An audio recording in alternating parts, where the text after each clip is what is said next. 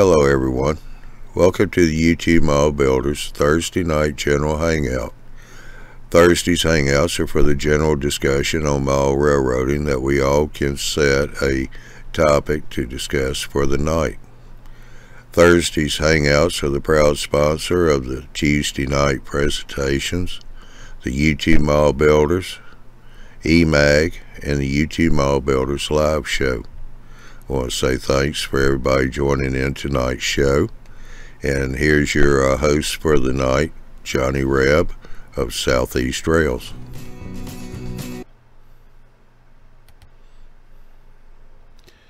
Well, hello everybody.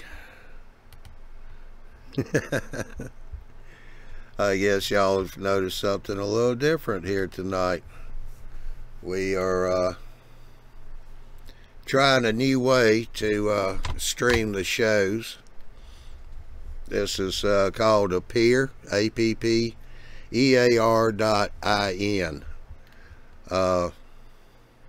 It's got some good features to it. Some of the people, when they come in, they're having to do adjustments to their settings for their mics, cameras, and speakers.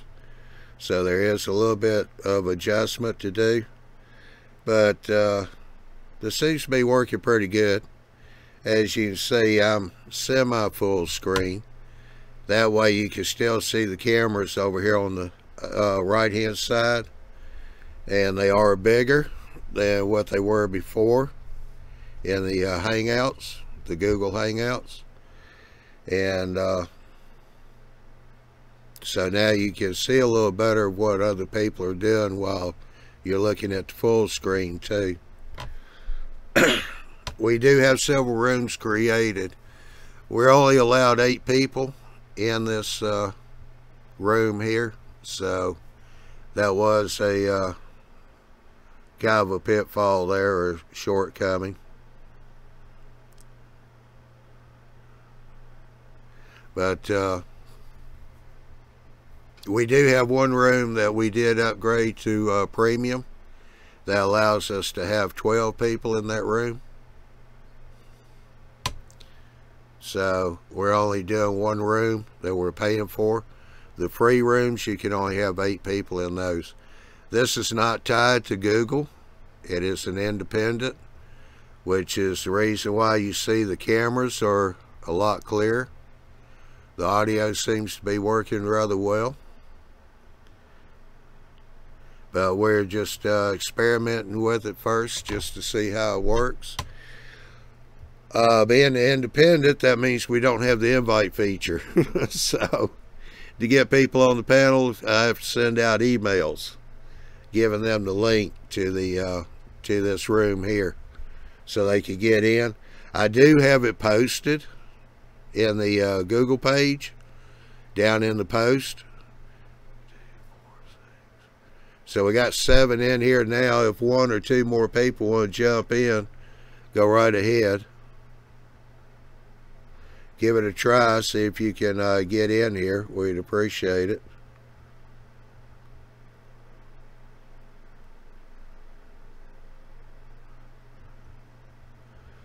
So if y'all would, let me know in the chat what you think about it. Like I said, we're just trying it out, see how it works.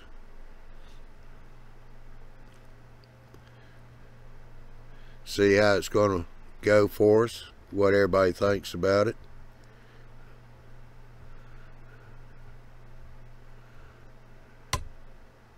Alright, Josh, what are you showing?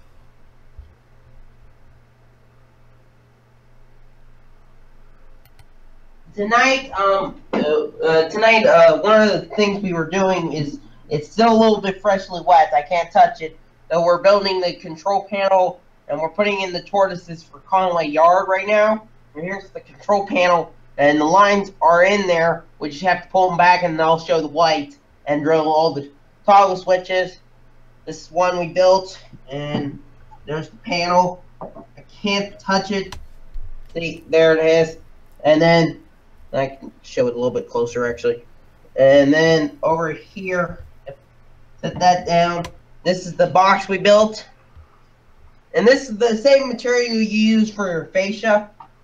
To build what we use to build the control panel. Yeah, that flashlight you got up under the layout, can you either move it or turn it off? Oh, is it the lamp? Yeah, I'll turn that off. That's that lamp to show the dispatch. No, up under the layout, Josh. Oh, it's a lantern actually. Thank you. Now you can turn the other light on so we can see what you're showing. Yeah, this is another one. This is when we started. We got the toggle switch in. We just have to build the tortoise for this position. Build the magnets. We started on this one. This will be for Jacob Coal Company, and the yard panel will be over here. And that'll be over at Jacob Coal Company, and it's actually this way. Siding, main, and it will also route power and the tortoise. The siding won't be on when it's online to the thing. Another thing I've been working on too is over the diamond I've been having problems. There's a lot of grind marks because I keep grinding it and different stuff. Though, talking to Andy one night, I got it figured out. And probably Andy doesn't even remember the conversation. Though I got it figured out, and so far it's working now. And I soldered all the joints back up. And that's. I'll take over there. That's I'm not that old. I'm not that old, Josh. I remember that conversation, brother. I got it working. I isolated it down here and back over here, and then. Well, your camera locked up, Josh, so we don't know what you're doing. Oh, did it lock up? Really? Dang. I didn't do that. I never had that happen. You need to put another quarter in. Well, while you're doing that, Dwight, I want to let you know, I saw you post where you couldn't get into these hangouts here, so talking with the IT department, and they said that you can load Chrome up on your machine, and you should be able to come in without any trouble. Alright, Josh, I want to take you off the full screen. Tonight, it's still a little bit freshly wet. I can't touch it. So we're building the control panel. Alright, who's playing back the show? I had to come back in. Sorry for that, John.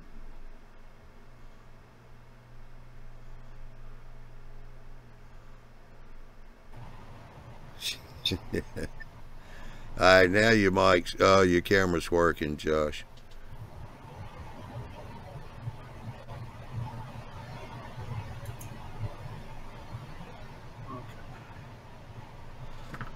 Bob? Hey, can you hear me? Yeah. Mr. DeBob. Yes, we can. Well, this is my first time using this thing. And it worked. So how do you make things bigger? Oh, you got to hit the little click to make it bigger. You put your mouse on on somebody's picture, you'll see the circle. Yeah. Okay, got that now. I do that occasionally, but I kind of like seeing everybody at one time. I can kind of watch what everybody's doing.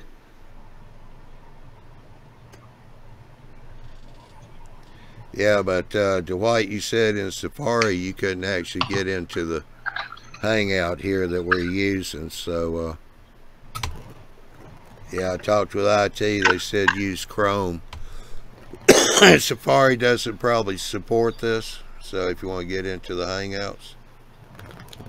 And Dwight, if you want to reach out to me, brother, I'll help you out, sub it off, sidebar chat sometime. And I'm a fellow Mac guy too and use Safari, but Safari, you'll run into that a lot. Safari is one of the least supported browsers out there. I'm not a Chrome fanboy either, but Chrome is pretty well supported on internet at large. So it's a good browser to have on your machine and at your disposal anyhow. And no playing with stickers, Lee. So why is my screen locked up? I have no idea. Did you put enough quarters in the slot. Yeah. Every quarter I had. Yeah. You might have to.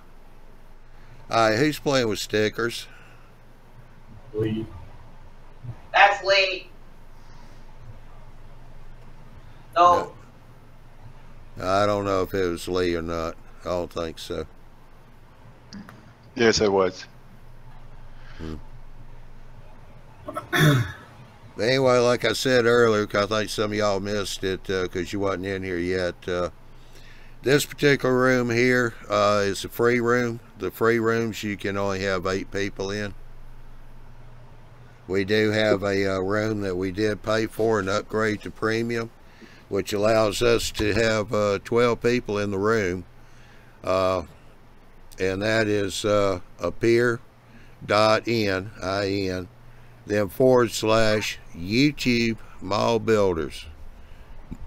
And that brings you into the other room that can have 12 people. So what happened to the old Google stuff? Are we changing? Do what? What, Bob? What happened to the old Hangouts?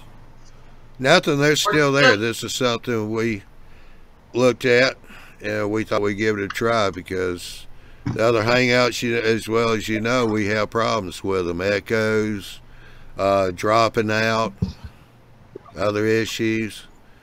The cameras weren't all that clear. This one here, everybody's camera's a whole lot clearer. We're trying to figure out how to blur Josh's camera again, but yeah. No system's perfect, and this is purely an experiment. You know, I'd love to hear feedback from, from anybody. I've tried a whole bunch of them. There's caveats with all of them. It's all what fits us better. But think how much better it will be when Miles does a layout tour, and it's in true HD. What the value is there, because Hangout's video quality is fairly awful. And another thing to mention to everybody is if Hangouts had continued working as well as it did a year ago, nobody would have ever looked elsewhere. But it's got worse. And I don't have any insight to think it's going to get better, and it may continue to get worse. So it seemed like a good idea to start experimenting. So feedback would be appreciated. Yeah. And so far, everybody's liking the looks of it in the chat over here. Of course, I'm on a laptop, so I think my wireless is a little slow down here in the basement. Yeah, but you got a lot better resolution on the camera. Yeah. You can also go into your cam mic settings and set the quality to low, so it'll lower the internet use. Yeah, I just set it to low because I figured that's why it locked up.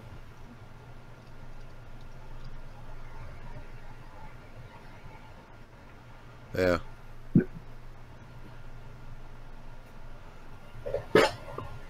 Yeah, I made it just a little bit blurry, but not bad at all.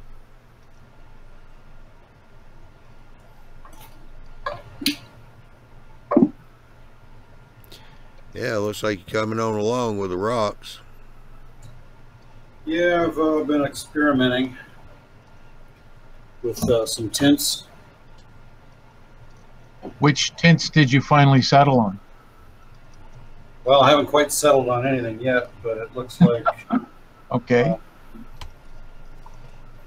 I used the Quickcrete tints that they have. And then I'm using some of the washes from Woodland Scenics. Right. Do that. Are you using a mold from Woodland Scenics? Woodland Scenics? Yeah. Yes. Yeah, this kind of stuff. Okay. I did mine with what do you call it? That steel paper there. Oh, gee. Tinfoil? Tinfoil. I had a I used tinfoil. Have you tried with tinfoil? No, not yet. Those should work well there, Bob. Yeah. You just got to be really careful on how much tint you put in. Yep. It's a little black. The interesting part is, even though it's black, now you can go back and color it with highlights. And even if it does chip, it's going to chip and show black, not white. Right.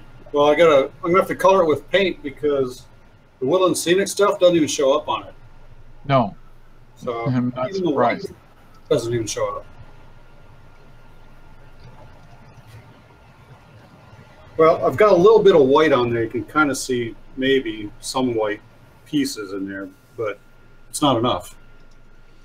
So, One of the inherent problems with plaster is it absorbs everything. So whatever you put on the surface, when it's wet, it just keeps soaking in until it almost disappears. So that's somehow why you have to seal the surface. I use latex paint, house paint. they were saying use some of the Woodland Scenic glue and spray it on there. That kind of seals That'll the fix ends. That'll fix it. You can put something else on the outside. I was thinking of some paint or maybe just filling that rock with a lot of moss and kind of look to it and the black will stick out in pieces. Yeah. Depends on where I put it, I guess. I may put it down behind my roundhouse. We had all that soot probably spewing out of the smokestacks from the steam engines back in the day and kind of made the rock black. So I think I'm putting it back down underneath there so it doesn't really stand out so much. Well, I ended up I picked out 2 or 3 different grays that I wanted and a brown for my rocks. And I went to Benjamin Moore dealer and I had them make up the paint to my specs. So I got a pint of color that I use to do my rocks. And I basically dry brush it on. This pint will last me for my layout probably 3 times.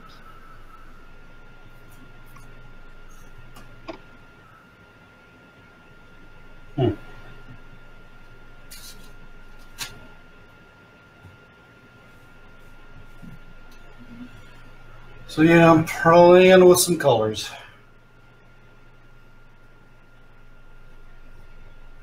This first one didn't turn out too bad. Yeah. Of course, this was all white when I started. So. Right.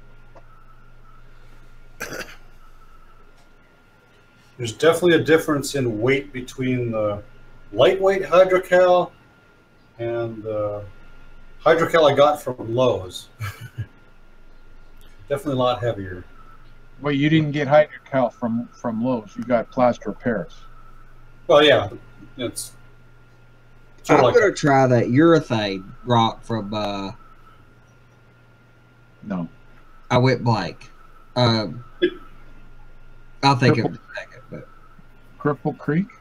no, I like those too, but I want the kit from Bragdon. Bragdon Industries. Joel Bragdon has incredible molds, including huge molds, like 3 foot by 2 foot molds. Just absurd to think you can make that out of plaster. And a urethane kit where you cover it in vinyl so it has a nice, pretty surface, unlike styrofoam by itself. And then you put styrofoam behind it, just a little bit of expandable styrofoam to build up some thickness.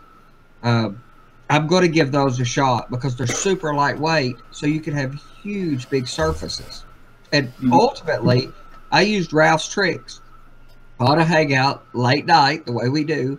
I'd stained my rocks with a wash and a somewhat spotted kind of thing, like everybody's done for decades, and I didn't like it. And it was just I just didn't like it. So me and Ralph kind of hung out, and I'd done a bunch of dry brushing and stuff on it, and it is massively improved.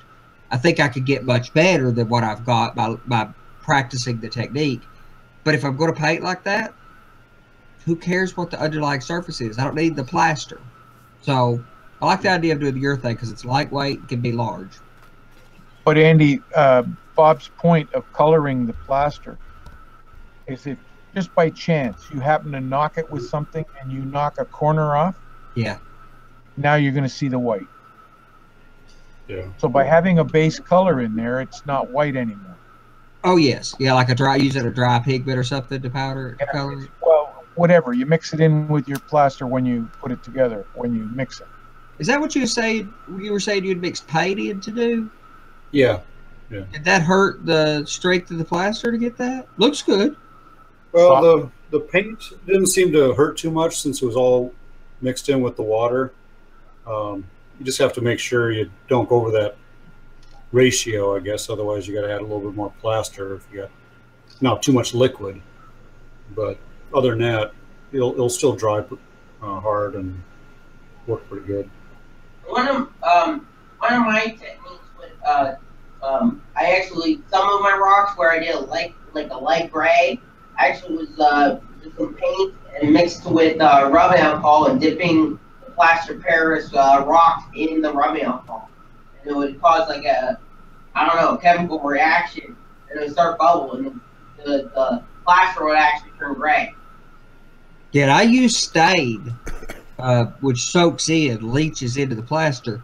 I'd done it that way many times before and for years. And that's why I really wanted, even though everything else on my layout's styrofoam, I wanted to use plaster so that I could get the benefit of how it leaches in and takes the washes.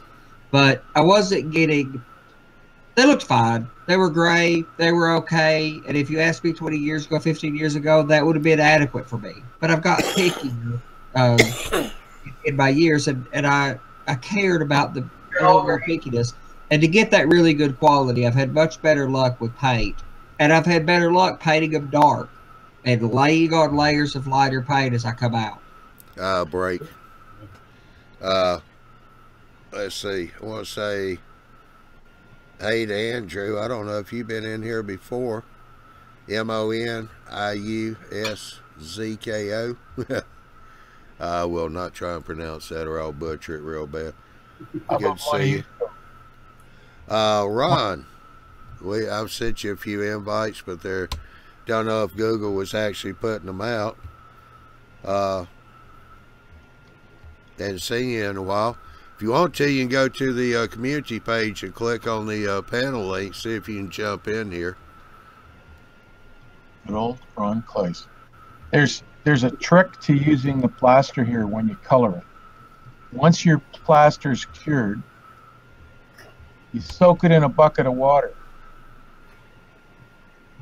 Then you add your water-based colors and you seal it with your scenic cement, and it holds the color at the surface instead of letting it soak in.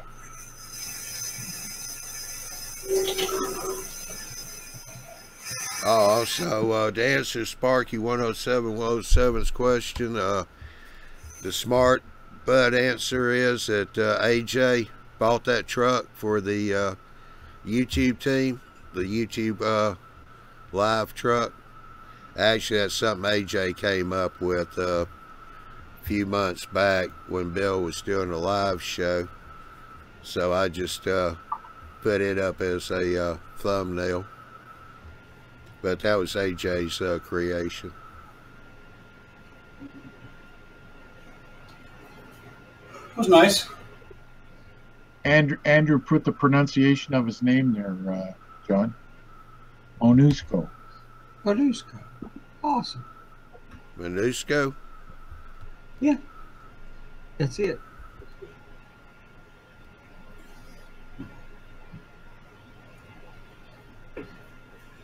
You know, one of the interesting things about making this mold is I made the really dark black one right before this one, and I didn't really clean out the mold very much, so I have all these little black speckles in the rock face.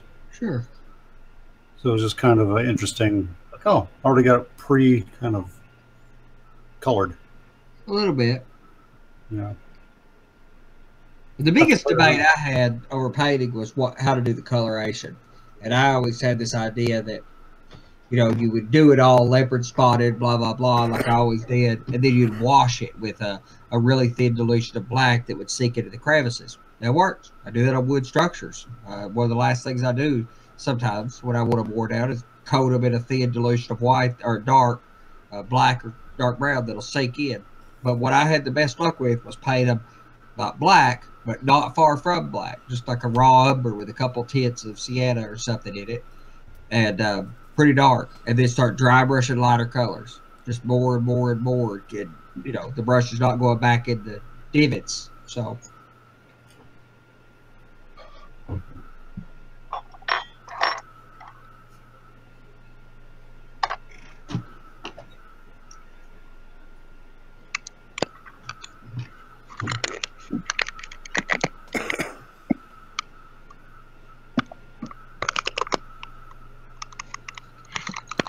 Let's go over and see what Jason's doing.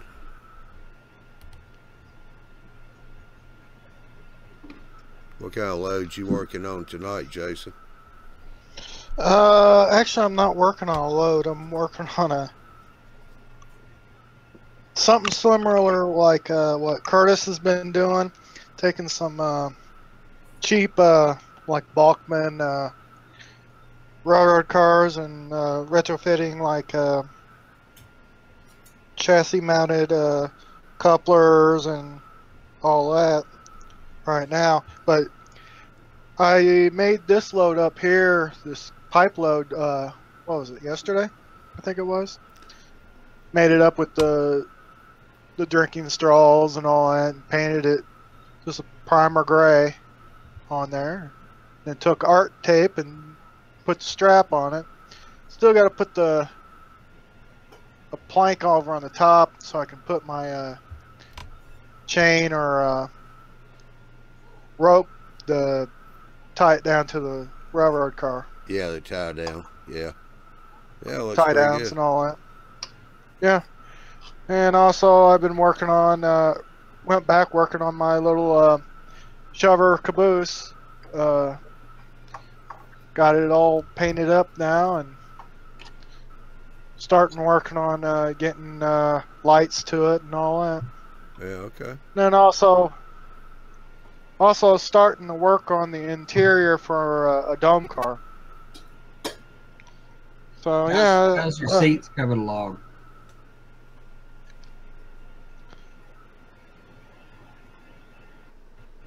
All right. I had to put that on the. I wasn't happy about doing it that way, but that's just going to be the back row. Do you use like your drinking straws? Were those just like McDonald's regular plastic drinking straws, right? Yep. What kind of McDonald's, paint? Hardee's. Yeah, what kind of Carl's paint Jr. did you use so it wouldn't flake off? Put a primer on it, or did you just flat paint of what? Use Rust-Oleum primer. Had to go get the can.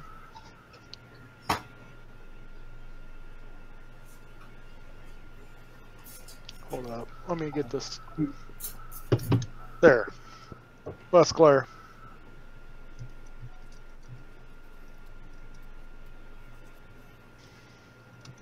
But yeah.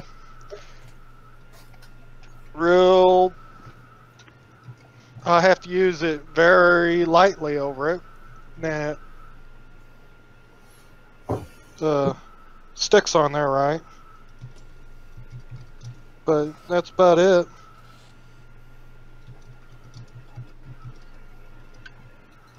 Yeah, if it didn't stick, you might just try some fine sandpaper, like 150 grit or something, and kind of hit the straws with that, put scratches in it so the paint will have something to adhere to.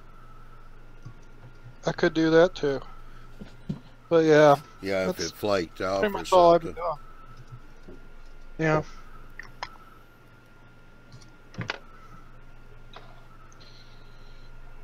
But pretty much that's all I've been doing lately. After surviving a county fair, running model trains out there. But yeah, that's about it. What I've been doing lately. Yeah, Going back to Dwight was asking if that 2X spray paint was safe for plastics. Obviously it is, since he sprayed it and they held up. It says plastic on there. Yeah.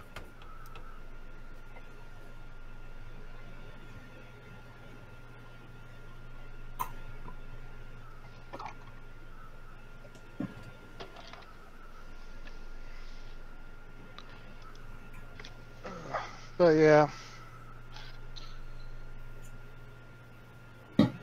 Yeah, Ari said he used RC paint for his handrails. It didn't work. Now he's trying the Rust-Oleum for plastic. The RC stuff should have worked.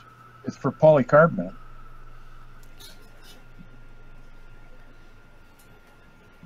Yeah, he probably had both eyes open and standing on both feet.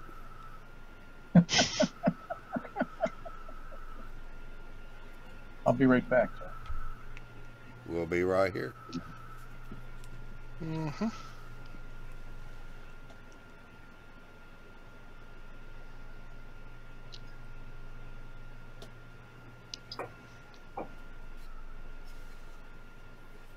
How you doing, Big Bill?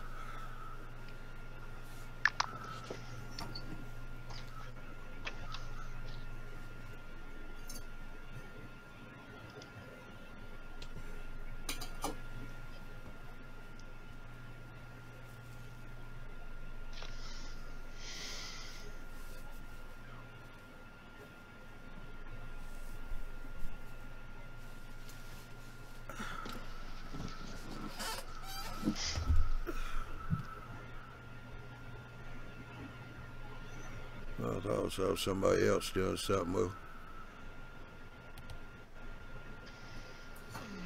Go back over here, watch Bob for a minute or two.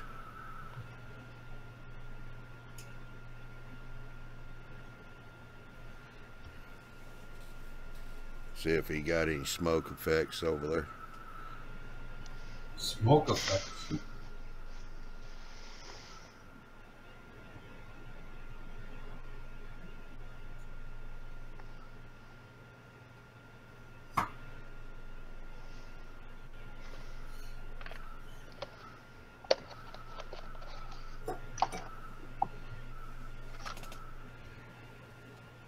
Get any chemical disagreements? Chemical disagreements.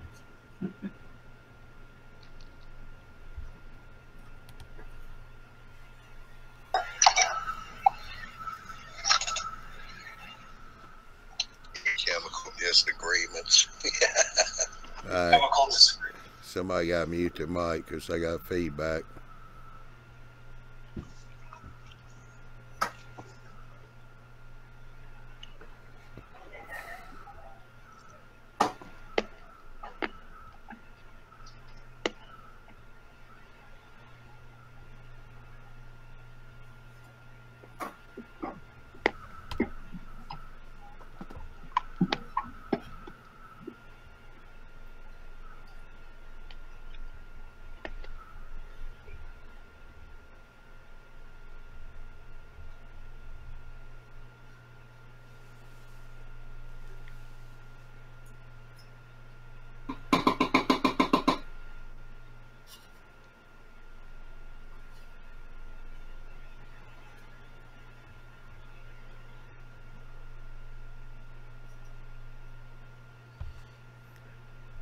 Hey Lee, are you there?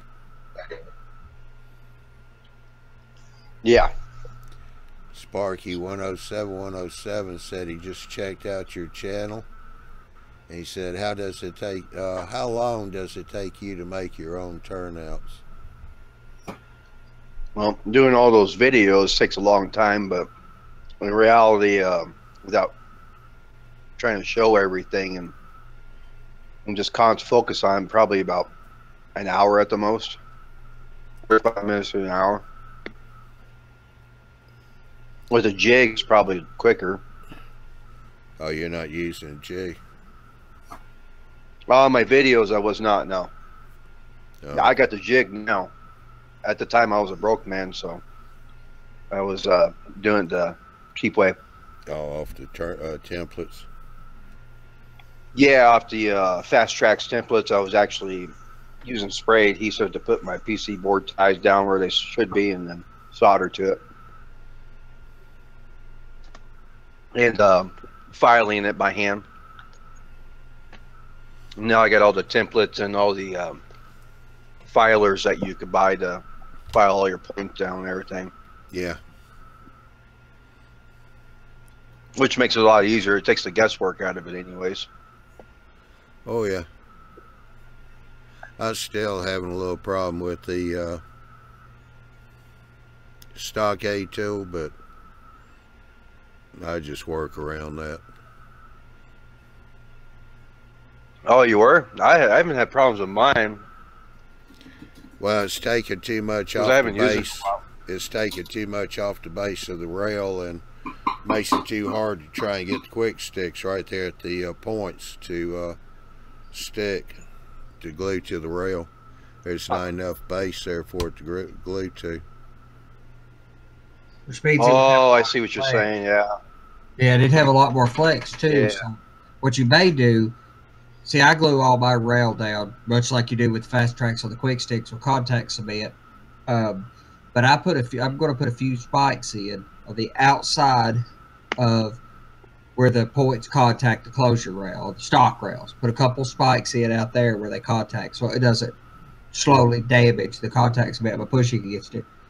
But I can cover the spikes with the brace details, because I'm going to put those brace details on mine. So, but you might just want to spike a few there. Now you solder, though. You'd think that'd be enough. Maybe you ought to put a PC tied solder in there.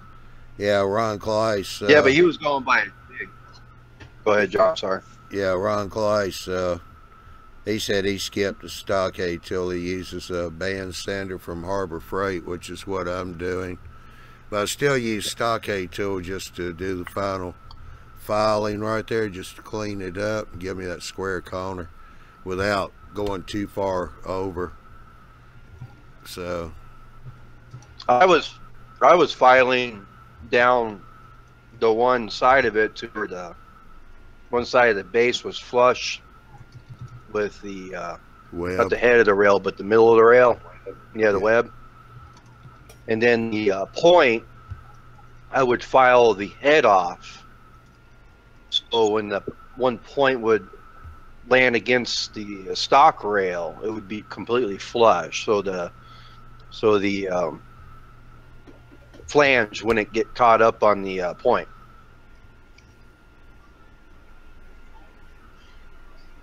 Well, Ron Kleiss is cheating, though. It's like using a belt sander. That's like the easy way. yeah, that's what I'm doing. I do. Oh, I back that up. I just still gotta call it out. That's good stuff, though. Yeah, I use a good old fashioned. Well, that was a vise and a file. That's it. Don't really take that long if you know how to file it right. You really can take a lot of material really quick. Yeah. Yeah, big old flat. I got a big old flat file. I can dig it out. I've built a lot of turnouts before they ever had jigs or fast tracks. Back in the day when we had laid turnouts for a club I was in, I cut my teeth, had laid track that way. It was all just take a file, tear at the rail for a little while. No jigs, not much for paper templates. You know, that's come a long way in the last few years. But you know what, though? I heard John say something about Code 100, and I tried doing a diamond for Curtis. And I'm not going to ever try to accomplish that mission without a darn fixture, for one. And doing Code 100, oh my God, that is so much more harder than Code 83, man. See, that's what I use. That is a lot of material, and it seems like it's more tougher to get through the metal or something. I don't know what it is. It's a pain in the rear, man, to do the Code 100. I mean, sure, there's more material there, but I wouldn't have thought there would have been that much. But I massively prefer 83. I don't think I've ever filed 100. When I cut my teeth 25 years ago or 20 years ago, head laid track, it was 83 even then, and some 70. Oh, yeah, maybe it's just the way they heat it, maybe. Talking over each other. Yeah, there's a lag. Yeah, I don't see a big. I'm doing the code 100 on the fast tracks jigs, and there's somebody that's here on the show. I'm not going to mention no names. That cost me a little money and talked me into buying the number 5. Ouch. Double crossover. I was going to get the double. Double crossover. It does 4 things. Yeah, I was going to get just a regular number 5 right and left hand turnout fixture, and oh man, of course they were right. It made perfect sense. It wasn't but $30 more to get double crossover, and yeah, like you were talking about, Ralph, you can do a lot of different things with it. You do single crossover plus your left and right turnouts. Yes. You got a diamond there, and you do a double crossover. Do you know what degree that diamond is? Like a 12.5 degrees, somewhere in that neighborhood, probably. Do you want me to measure it for you? Well, you don't have to right now. I don't want to distract you from what you're playing with, but I have a curiosity about that, and mostly because I don't have the jig, and I'm probably not going to buy it. But I have the paper templates. I thought about if I wanted to use that for a. I think it's probably close to don't use 30 paper or 63. I think it's 30. Use cardstock, Andy.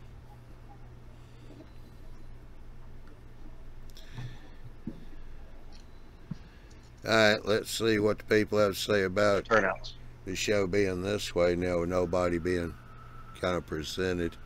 So whenever somebody talks, it's going to pop them up. So is that what happens when you talk? You come out to the front? No. No, you just it keeps showing all the cameras, but they're a lot bigger. Yeah. It's like you're sitting at a table and you could look out and see all the faces around. So if everybody's working, it works great. So like for the Fine Scale show, we could all work in collection with each other and not have to be so singularly tasked to keep the video good. But if you're showing off something, Johnny can pull you up to semi-full screen and make it a lot bigger presented image as well. But on a general hangout, I much prefer just seeing everybody at once at a size I can deal with. But if you're showing off something, Johnny can... All right, getting some feedback from somebody. Somebody got the show going. No, not me. Okay, so assuming on the double crossover, assuming that your spacing is 2 inches apart from double main line. Sure. I'm gonna need a calculator, aren't I? I can see this coming. Now,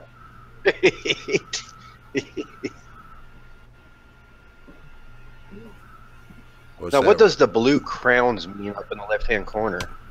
What's He's that, a boss. Ralph? Hang on. Means we're special, Lee. So like the crowns on Andy's. Yeah, his is a little different than yours, John. Yeah. John, I don't see anything on John's. Yeah, I got one. He's got one with a shield in the background. Andy doesn't. Right, I don't have any protection. See, he's got a shield. Oh. Well, let me hack it. I'm going to get your IP address right now. See, I'm king, but I can't defend my position. Okay, so the angle on the diamond is 20 degrees. Huh. Okay, that's a lot sharper than I suspected it to be. Well, It's what it is. I'm just. Well, okay, that does look sharper. That's okay. right? And this ends up almost 180 degrees. Yeah. Okay. So I used to years ago do some. I've done a set of crossovers years ago with like I can't remember if they were Shinohara 8s and a 12 degree diamond to make a double crossover up. I did one at the yard entrance of the modular club on a module. It was Shinohara track, and it was a 12 or 12 and a half, whatever 12 and a half. They made a angle that did that, but boy, you can't beat what you can do, especially with complex track work with fast tracks, with that fluid rails all the way through it, with losing all those doggone rail joiners. And there's no hinges on your points, like you see in a purchased turnout. Or the way the way I had like tracks with all the detail parts, they want you to do it, or the recommended process is doing it with the hinges, and so you've got my interest really piqued with our with our good long-standing debate over turnout techniques, about using all my detail parts, but hand filing the points so that I can have them continuous, as opposed to using those pre-made points, which are easier and lets me do it the lazier way. But I like the idea of having continuous points. Yeah, real fast, Sparky. That is 2 tracks, not 3. Go ahead, Ralph. They also suggest that you can hinge them by using a rail joiner. You cut a rail joiner in half, I think it is, and you solder it to the frog side, and you leave it loose on the point side, because the point is tied to your drawbar, right? Oh, yeah. The points are solid over here. So if you had a hinge at this point here where this copper tie is, so it would be moving from this point to there instead of having the whole rail. What you're doing here is bending the rail. Absolutely, just like the prototype. Yeah. And you need the gap prior to the frog anyway, so you just have those gaps on either side of the frog, and otherwise you have a continuous rail throughout the system. And in my technique, see, my turnouts have to be a little bit different because I don't lay the PC ties and all the detail parts and all that. I can still use the cast manganese frog. That way I get all the detail that I could have on the side of it, the bolts and all that.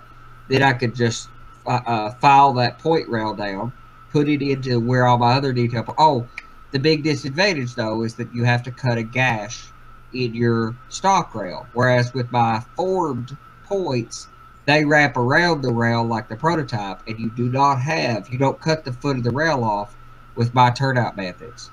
All right, we'll catch you later, Andrew. You have a good afternoon. And he said good night, and it's 2 o'clock in the afternoon for them. He's a vampire. Can't be out during the day. He's doing it for us. So, Andy, we talked a while back about track cleaning process and so on, and making a track cleaning train. Yep.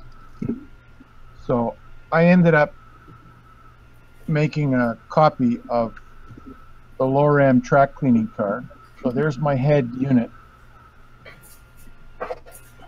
And I don't even see it on the thing. And that's the unit you've got the little vac in.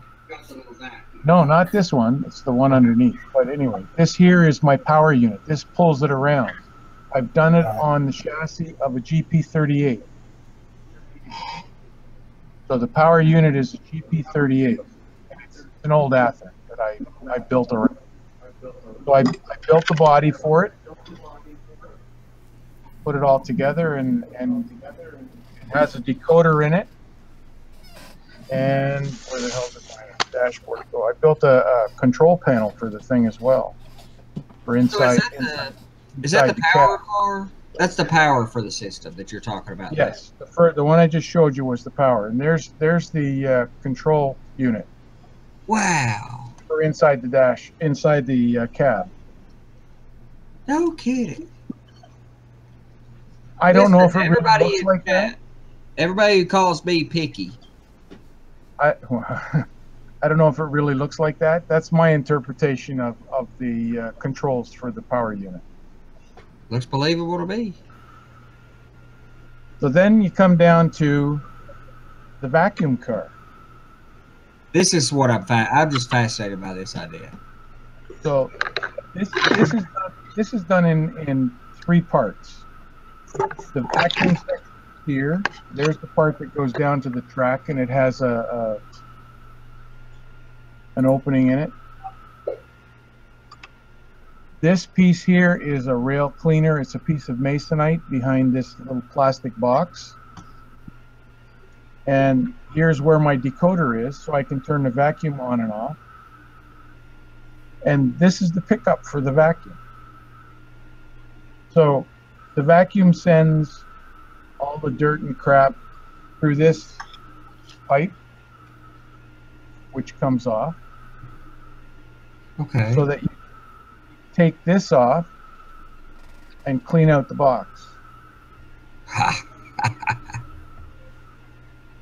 And you just use like a Digitrax decoder, turn the sound off or whatever, and use the accessory output. I don't have sound on this. This is just motion. Sure. So there's a flashing dome here as well. This little exhaust pipe is my switch to turn it on and off. I don't know whether you can hear the click. Yeah. I hadn't thought about how to turn that on and off. I was thinking I'd put a decoder in it, use an accessory output, and flip my vac on and off. But I thought about doing it with a magnet, a reed switch, or whatever. But my goal is to use JMRI warrants to send out the signals to turn it all on, and just go run the train through Everclear track. So it's essentially a self-cleaning layout. Right. So you see on this, it only has one truck on it.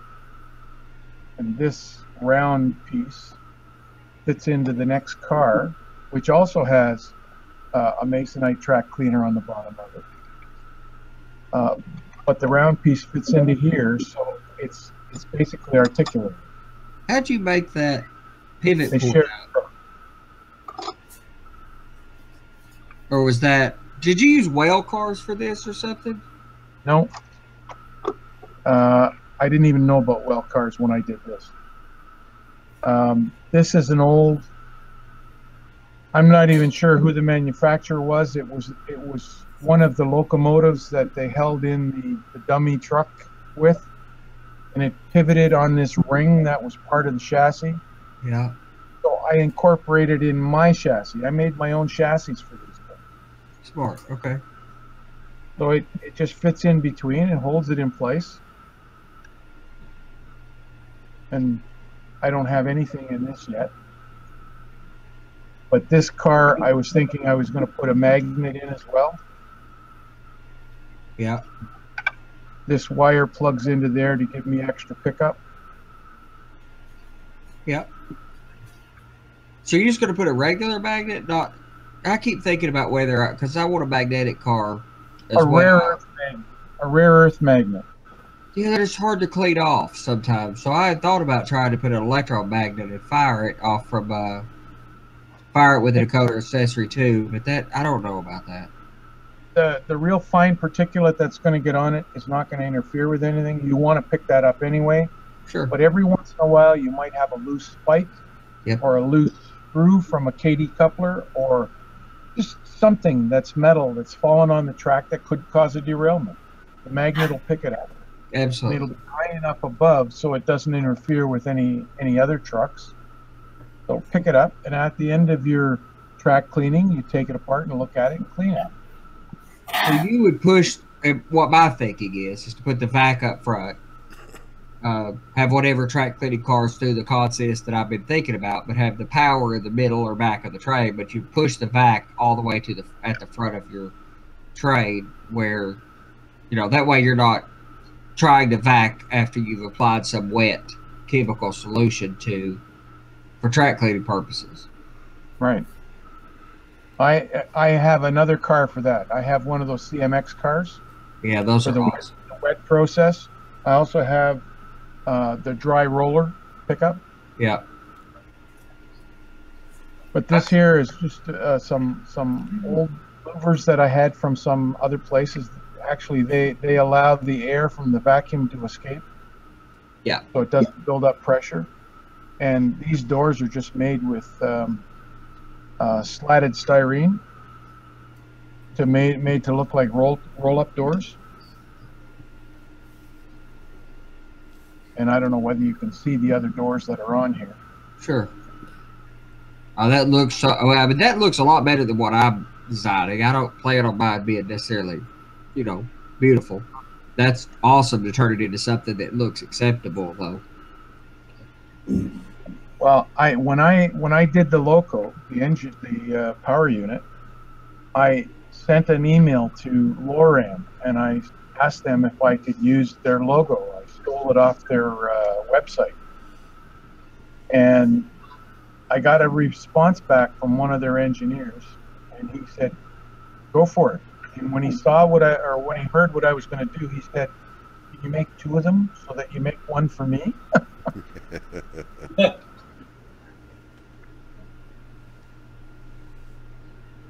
So I haven't got to the second one yet. Probably wants to put it on his desk. Yeah, exactly. I think that's what he wants. Yeah, I got my clean car in front of my camera. I was just cleaning the track right when you said that.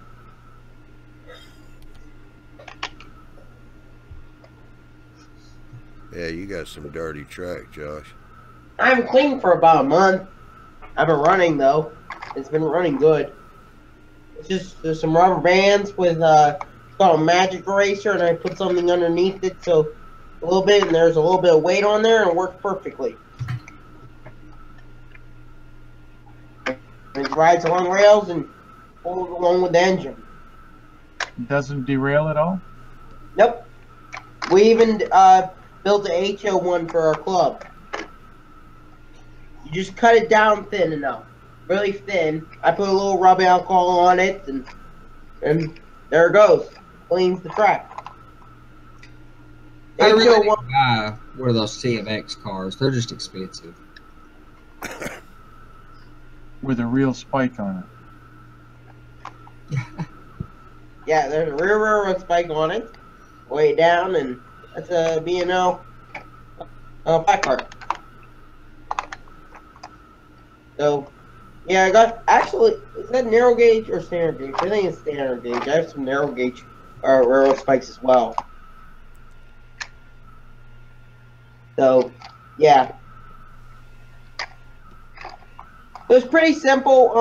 Train Room Gary built one, just like this. Then it pulls fine. We built the HO one with a BN gondola, and we had some weights in that, and we had we just cut it down thinner and ran it along the track, and it worked perfectly too.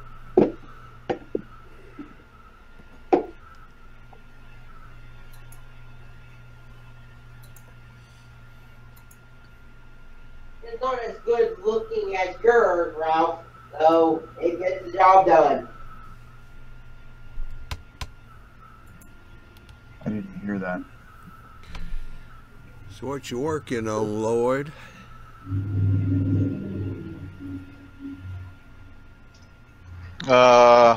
Working on a few different things. Here, hold on just for a minute.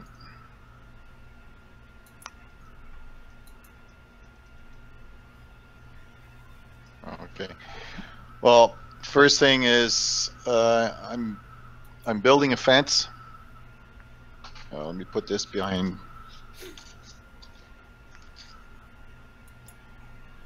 So I soldered some piano wire.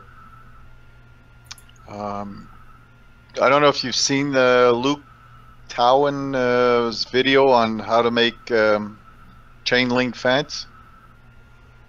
I think so, yeah. Okay, so that's what I'm doing. So I soldered a bunch of pieces together. I just have to put the screen in the back of it. So that's one thing I'm working on. What's the screen you're going to use? Veil material or? No, it's like what do you call it? The screen door. Windows. Oh, the Window window screen. screen. Window. Yeah. Yeah. It's very small. And I'm also working on a fence that will go in the field. Let me put that white paper again behind.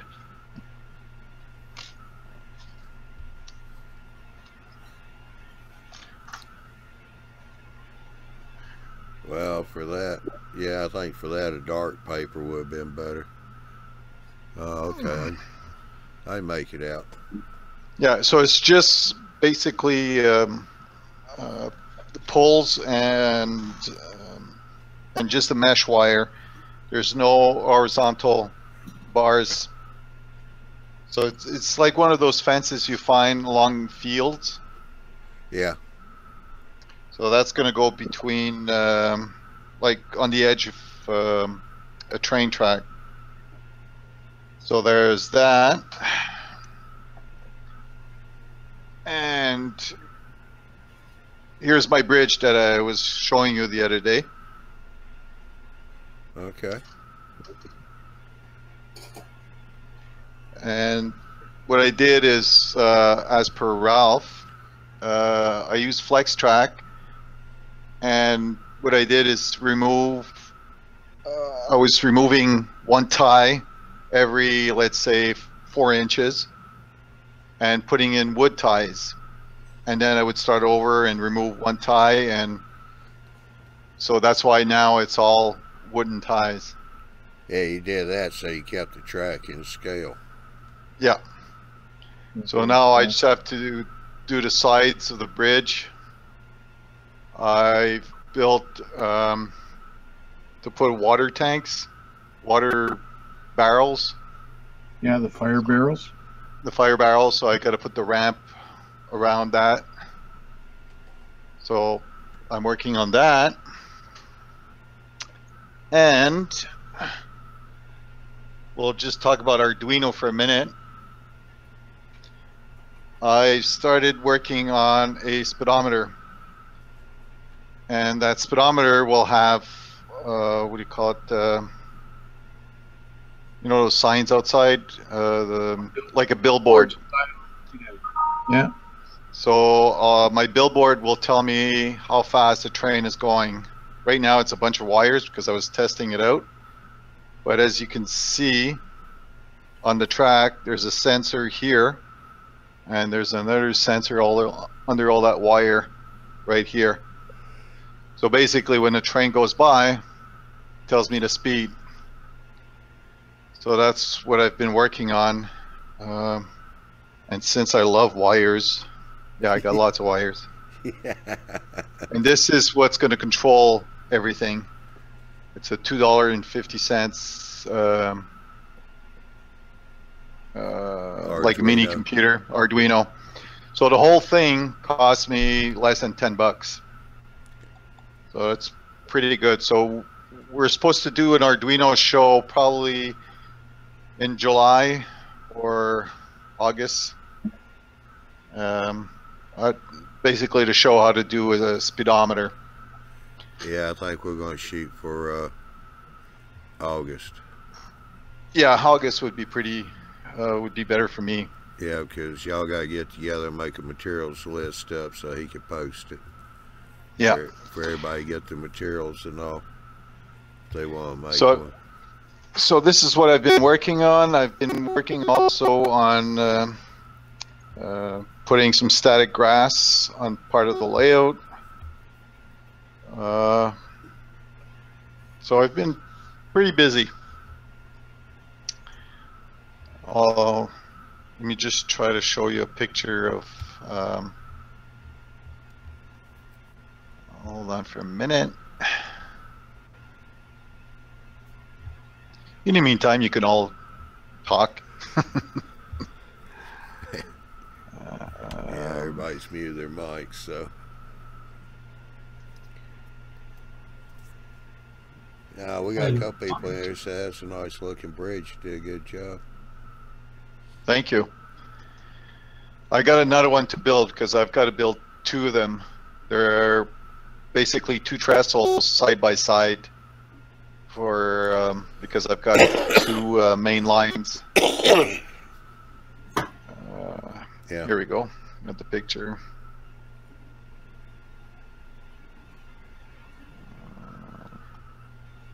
Computer is slow. Okay, here we go. Share and share alike. Yeah. So this is what I've been working on.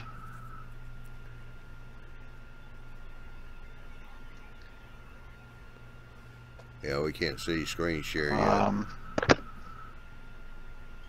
Oh no. No, at least on my end, it looks like You the see it camera's now? locked up.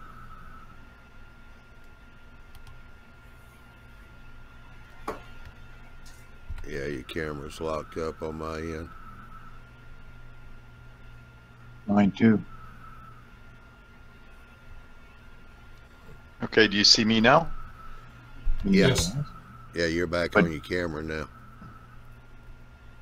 Okay, so share a screen.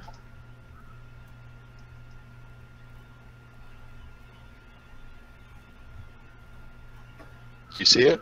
No. Yes. Oh, okay. Let me refresh Yes. that.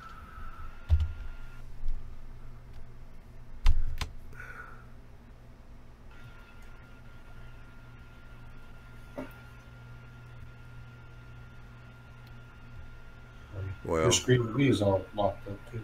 that wasn't good because when I refreshed, I lost the camera. I lost Lloyd's camera. Huh.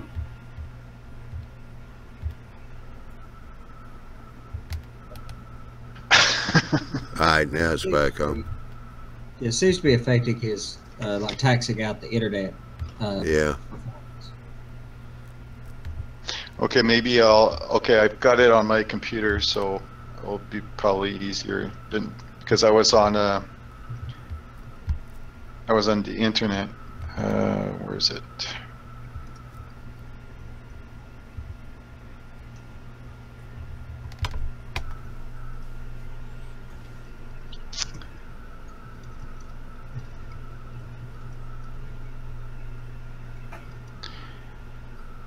Okay. Please make it work.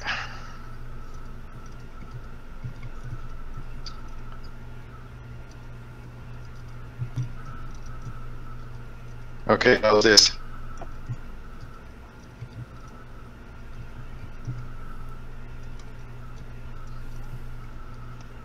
No, still no screen share.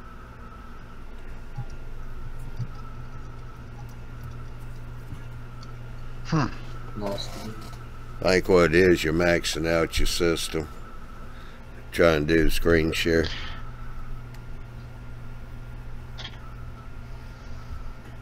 Okay, what I'm going to do is close everything that I have. Because your video's not that good right now. A little blurry.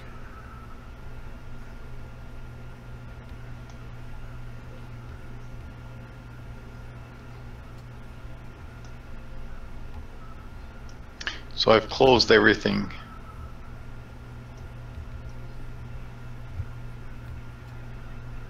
Okay, and I lost it. Well, anyway, I posted that picture on the Google Plus.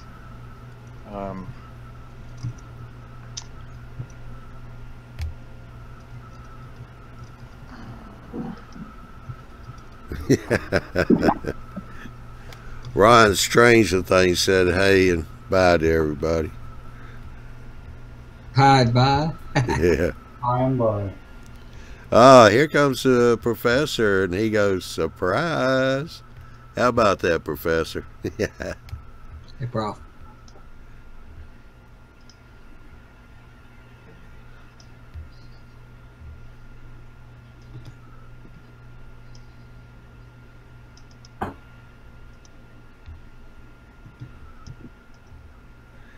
Yeah, the 930s and the 960, I think it is, they got bad reviews because the audio in them didn't work as good as the 920s. Ron said he's at a camp with 10 teenagers this week. Better you than us. No kidding. You still try to come in here?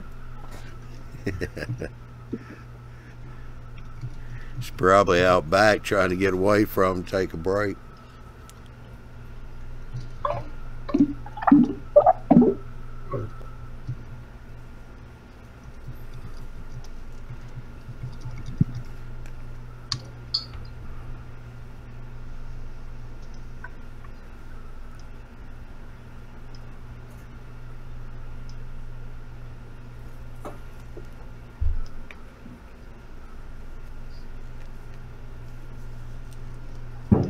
Yeah.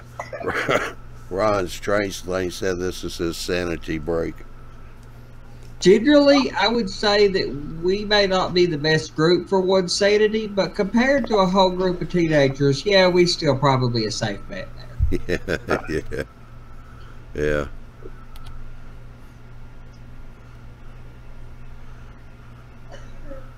Oh, Prof, that's Lee Boakler's layout.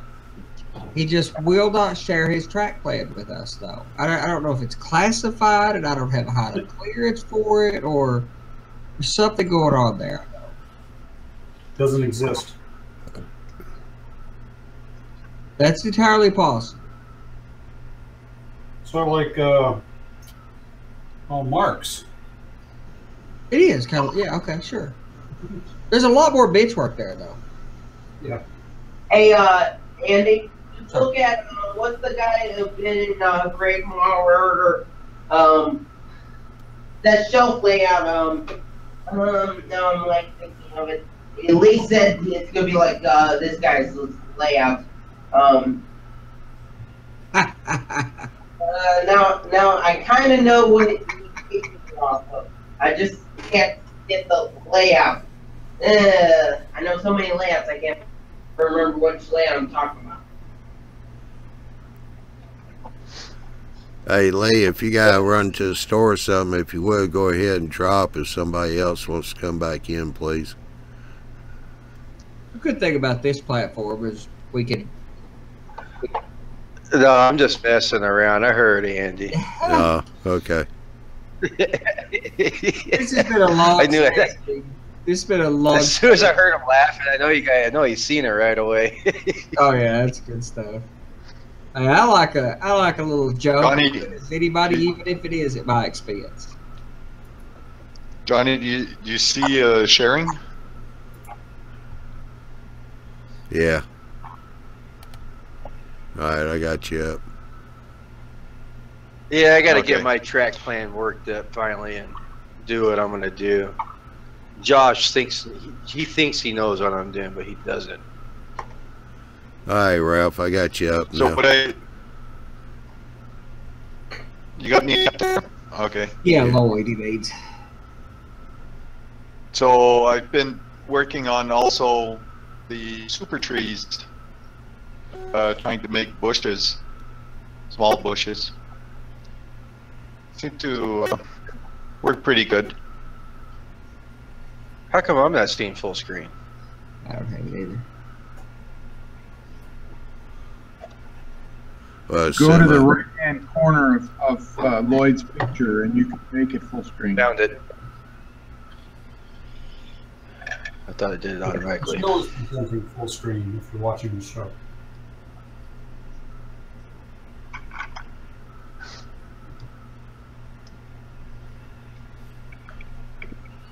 All right, Lloyd, go ahead. Okay, so that's my backdrop that Andy likes. Right, Andy? Yes, sir. Love photo backdrops in general, and that one in particular. And like I was saying, I've been working on the super trees, been making small bushes to go along my shale wall. And I got to find a way also to tone down the green of my grass. It's the grass looks too nice. Dry brush it a little bit. That's what I suggested. Yeah, to that's him what tonight. Yeah, I tried dry brushing on a section. It did look pretty good. I mean, I've sprayed some. Remember, static grass is like rayon fiber, so it's basically like the cloth of a cheap shirt or something. So stains like red dye, or dyes rather, inks and dyes tend to work pretty doggone good too. Mm-hmm. Yeah, the prof says that it's. So that's what I. Prof says it looks really good, but it says it looks nice, but it may be too nice. It's manicured looking. So a little bit of. Well, you should see I was going to say the guys that work at CP, they go there and they cut the grass every day. They remove all the weeds. So, wow, that's my story. All right, Lloyd, I got a question here from Ron's Trains and Things. What kind of rocks are those? Let you quickly explain that. Okay, those are what I was trying to.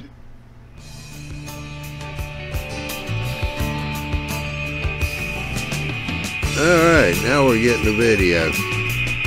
What happened here?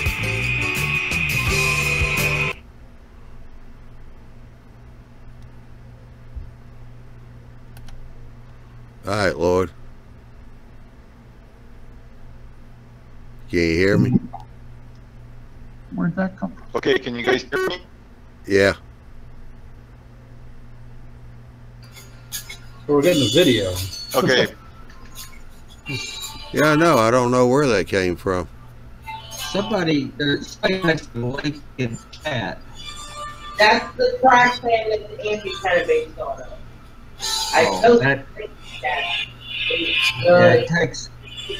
It takes over everything. If you we gotta be careful with links because it takes over.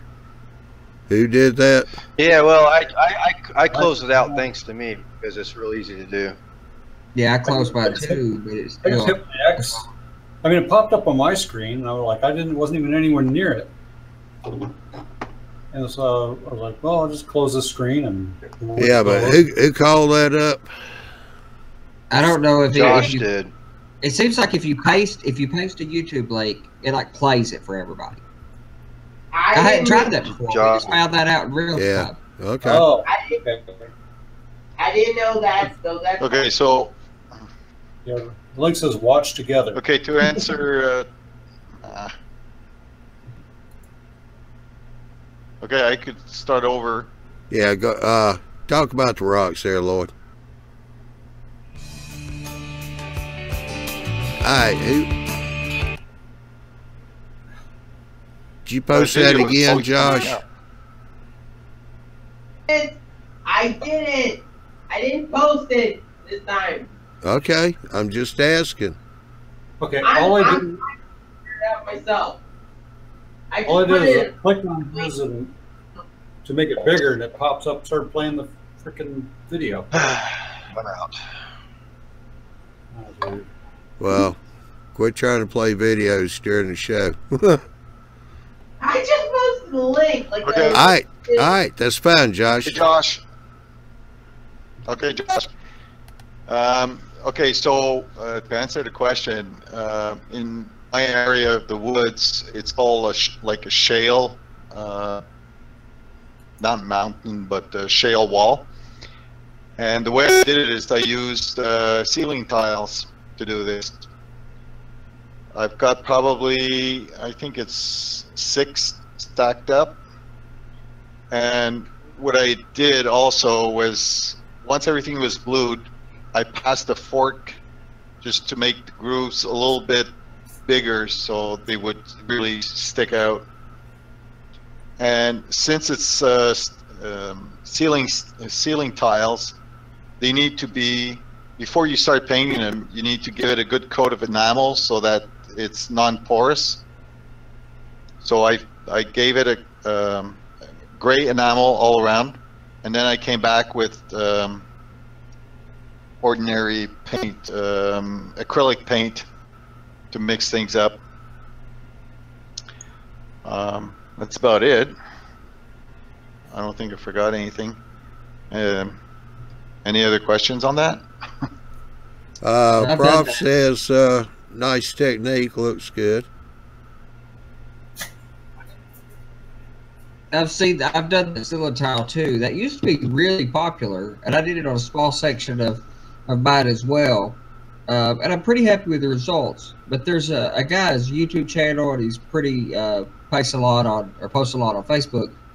The Nashville Road, worth looking at. He had done a kind of tutorial series on he uses the fiberboard insulation which looks just like a Silatex Sila tile pretty much, that is used for insulated gaps in concrete, and it has more, it's denser, but he tears it, breaks the edges, looks just like what you're doing there, and it spackles between the gaps, and he did a really nice tutorial on YouTube for how he did that. Looks good. Okay. I didn't put any what do you call it,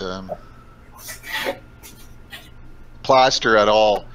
It's just one on top of the other, scraped with a fork, and just sprayed over with gray enamel, and then acrylic paint. That's it.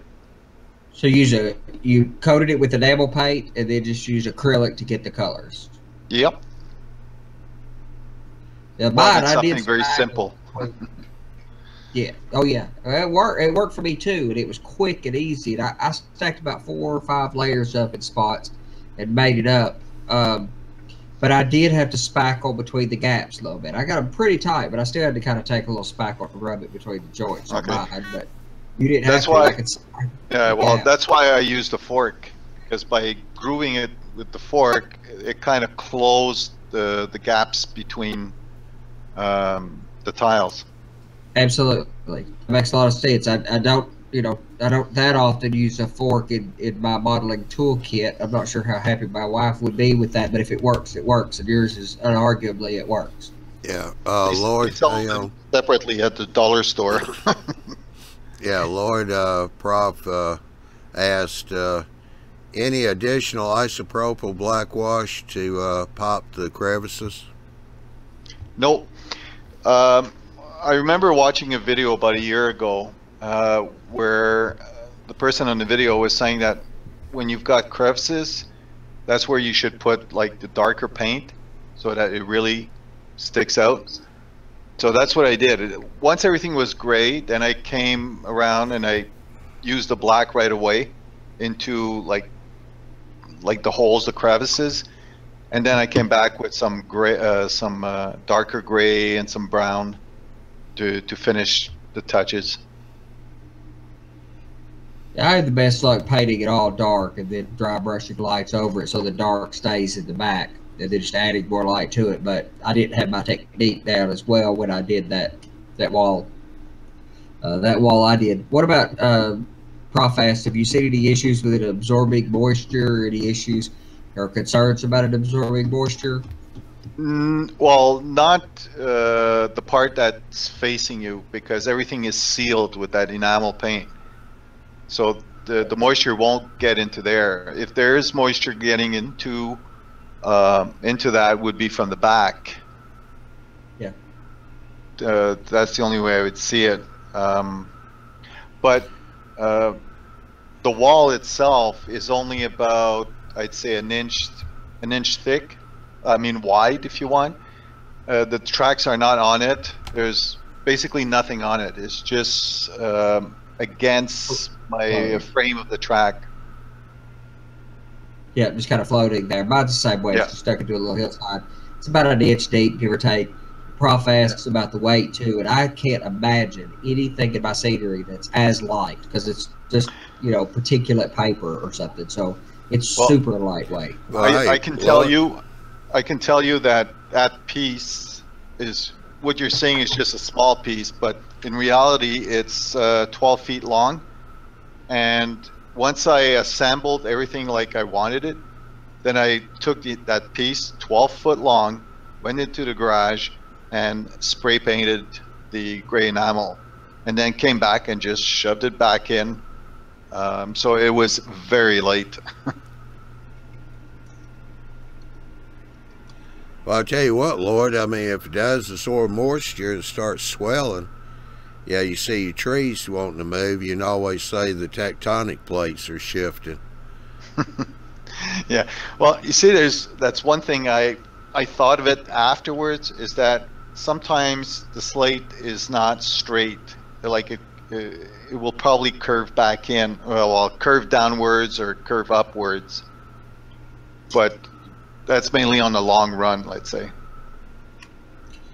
the prof brags on the quality of that seed you got there too. He said the depth of that seed, depth of seed in the backdrops is very impressive.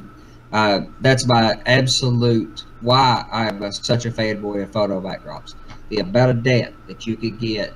What's the total depth of that pitchwork there? It's like a foot or so wide. The depth between the wall and the end of the cliff is well, like about, the fascia, like where the camera's at. Oh, it's I think it's 12 inches. Yep. So a foot deep and a few more trees, and it looks like you're looking miles. Photo backdrops are not necessarily cheap, and they're not the easiest way, but boy, I love the effect. Oh, that one was pretty cheap compared to others. What is it from the cliff back? Pardon? What is it from the cliff back? Oh, from the cliff back, you're talking about maximum 3 inches, because there's a track on top. You don't see it. Okay. There's a track on top that's feeding. It's going to feed my brewery. Yeah. So to me, that's more impressive than the fact that your shelf is a foot deep. Yeah. Okay. But I know me and Ralph growl back and forth about backdrops all the time. I think they both are relevant. I think painted backdrops can look pretty good too. I fell in love with photo backdrops when I see Mike Confalone's layout, and it just looked like you were looking miles in the distance on that layout.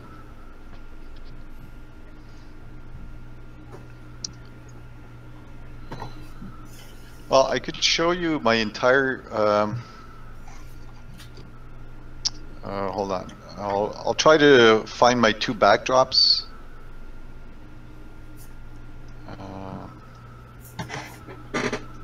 You notice I didn't say anything this time, Andy. We've had that discussion on many live shows. That's just a live, ongoing conversation, my brother.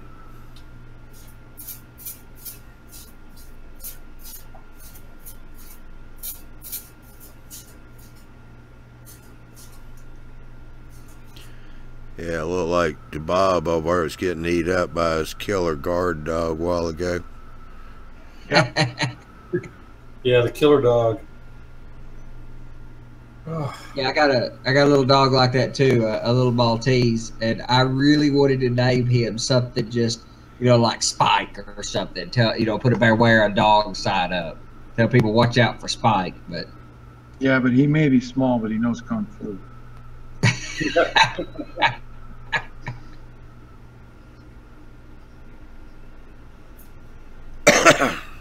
Name him Caro.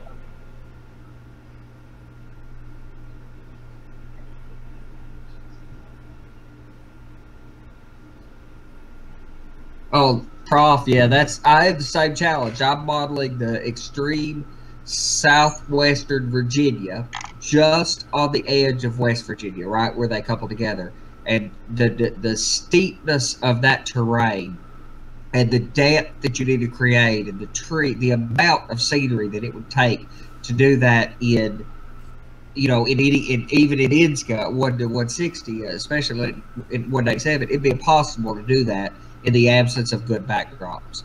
But I've seen great layouts, including Lloyd's, with foot deep seats with photos that pull that effect off.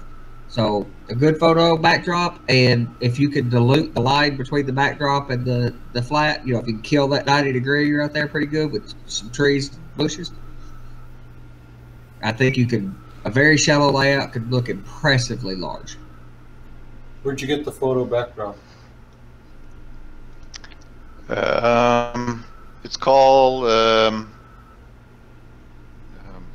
Junkies. What was Train it? Junkies? Train Junkies. Yeah, that's it. There's a bunch of people that do them. I do really like Joey Ricard stuff, trackside scenery. I'm really fond of those, but there's a bunch of places that have them, and a lot of the British, which a lot of that's British landscape, but there's a whole lot of mountain scenery that's applicable, and that are quite good. But I really like Joey Ricard stuff. I really like Train Junkie stuff too, They just don't have anything that they don't have any Appalachian mountains, and Appalachian mountains have a unique look. What about is there a company called it begins with like scenery something like scenery, kind of like Scenic Express or something? Maybe they come out with their own backdrop. So scenery, you can find in a hobby shop or like in a I don't know how big they are.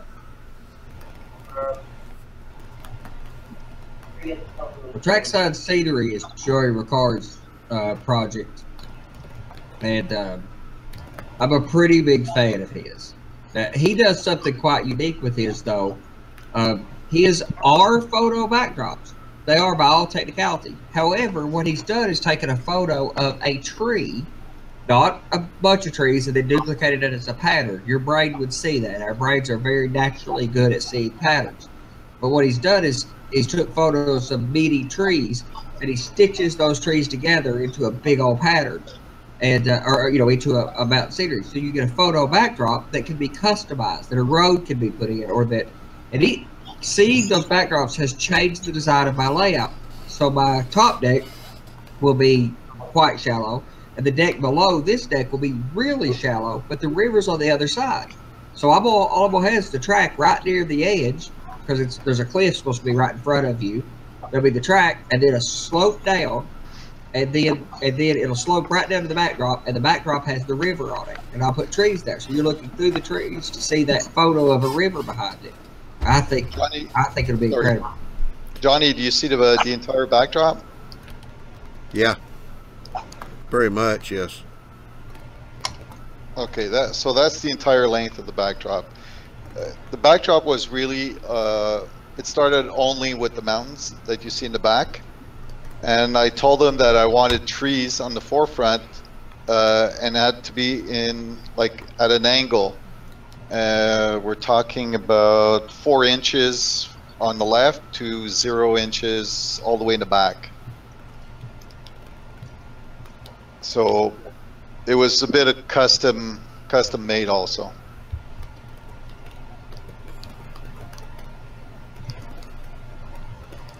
You ordered, what, 4 different ones for all 4 seasons, right? Yeah, but it's not all done yet. I've received my first 3. Basically I've got about 170 feet of backdrop. This one here is 12. The one with the refineries, that's about 10. And my autumn season is about 26 feet. So those I already have. The rest I still haven't decided what I wanted. There is a winter scene. What I liked about the winter scene is the transition he did. I'll just check to see if I can find it.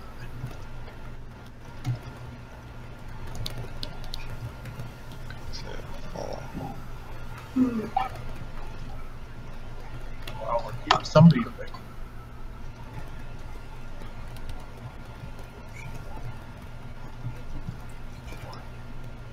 No, that's not the one.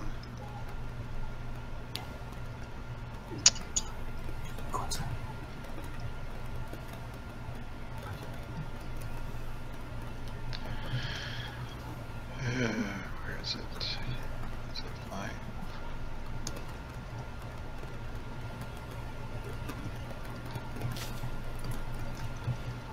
Nope.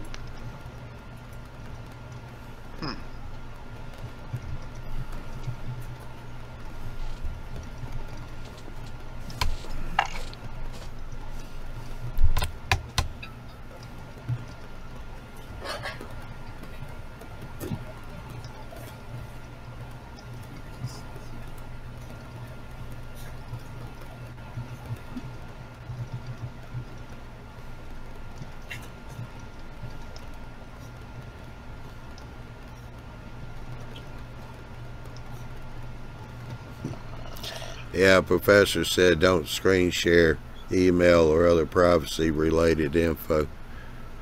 Am I screen sharing? Yeah. Ah. Okay, that's, I wasn't supposed to be doing that.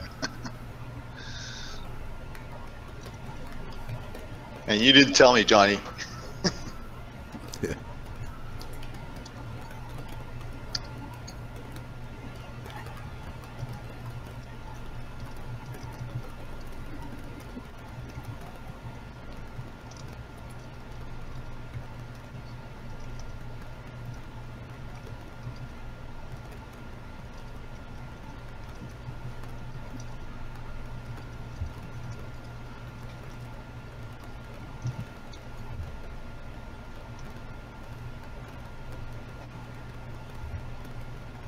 Well, you better not be looking at plaster off the table.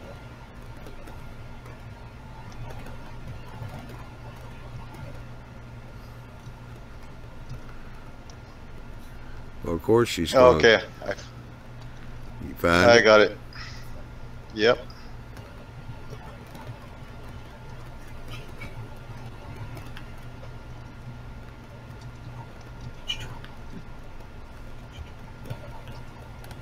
You see it? Yep, we got you back up. Okay.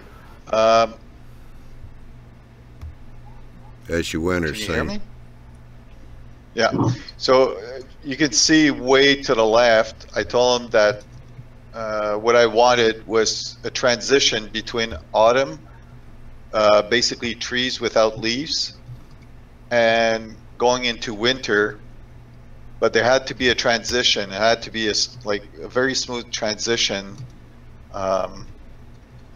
Because at first he had done all the trees with snow, and I said, no, you cannot have no snow and then all snow.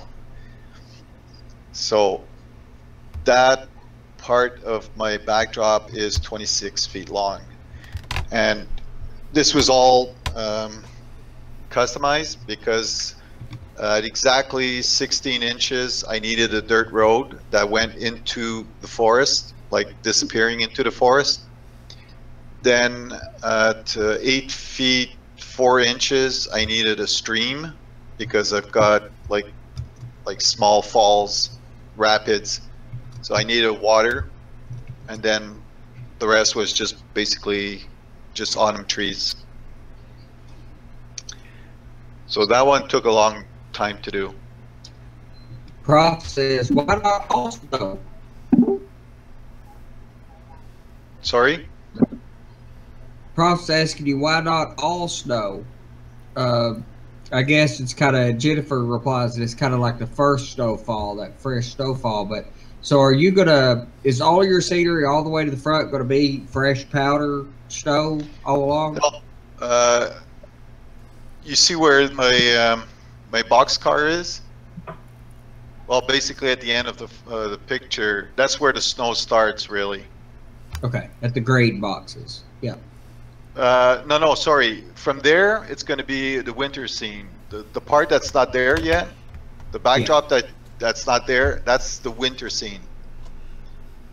So I got you. It's transition. on the right-hand side, that's the transition part. And the right-hand side where you don't see, let's see, there's about, I'd say there's 18 feet you don't see. And there's no snow at all. It's just autumn. Sure. Prof has a good point. He says, why don't you put a view block to separate the seasons, basically? No. Almost make it like a shadow box sort of thing from one window to the other. Yeah, which he has the shadow box too already in his design, so it wouldn't be that disparate from what he's already doing. It's kind of like Tony Custer's layout design elements or LDE philosophy, where you isolate segments into these micro scenes. But what Lloyd's going for, that's up to you to interpret that for us, Lloyd, is this phase transition all through the layout. So it's always a transition through a scenery, through a effect. I see that because he wants to have the flow from one to the other. Yeah. Exactly. That's what I want. But the transition, I didn't want the transition to be just a foot wide. The transition is almost 4 feet. Oh, it's yeah, about 4 feet.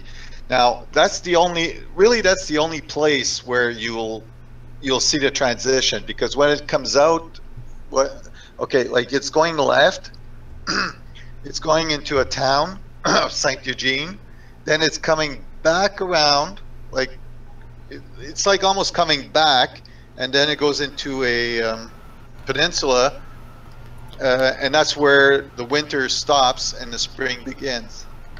So they're really separate. When you're in that aisle, it's all winter, all around you. No. Sorry, in the back? Yeah. In the back, I would have to show you my plan. Fall, winter, right? Hold on.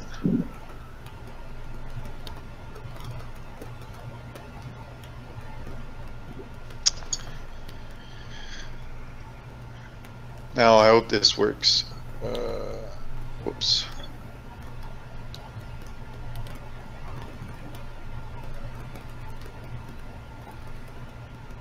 Okay, I'm just gonna share you this one instead. Stop sharing this.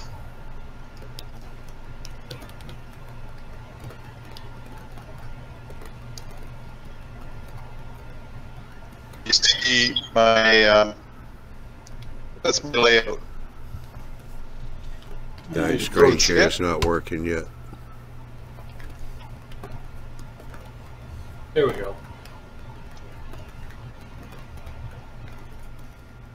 And where does your winter start? Okay, do you see my cursor? Yeah. Okay, where it says stairs, under the stairs, that's where my autumn starts. That's my autumn leaves. Okay, starts from there, and it goes all the way to maybe 1, 2, 3, 4, 5 feet away from the end wall. Then you got 5 feet or 6 feet of transition here, and then this is all winter here in the town, and winter goes all the way to the end of that to the middle of the peninsula right here.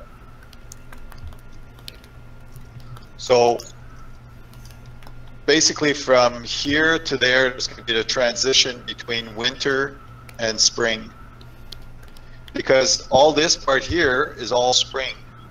This is all spring. So winter, you won't see winter if you're in the aisle right here.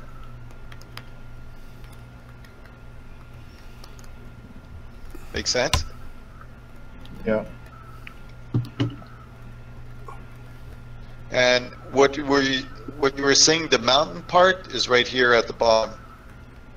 That's the mountain part. So all this here is summer, and that's my stage, my yard, and this is going to be autumn right here, where all the trees are colored.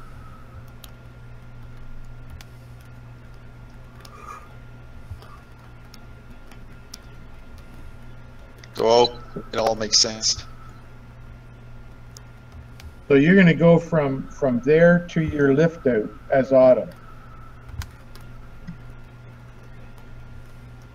From the beginning of the lift out on the left hand side? Is that what you're talking about? From the helix to the lift out is going to be autumn, right? Well, no, it's going to be, sorry, hold on. Autumn is going to be from here. That's where, it's going to start from here. Okay, that's where my autumn is going to start. You see it? I'm not sure where the cursor is now. Oh yeah, okay. In your yard, right? Okay, here. Yeah, in the yard, there's a tunnel. There's a helix that's gonna. One part of the helix is coming out, and that tunnel, all the way around to my lift out, is going to be autumn, colorful. The colorful autumn. Okay.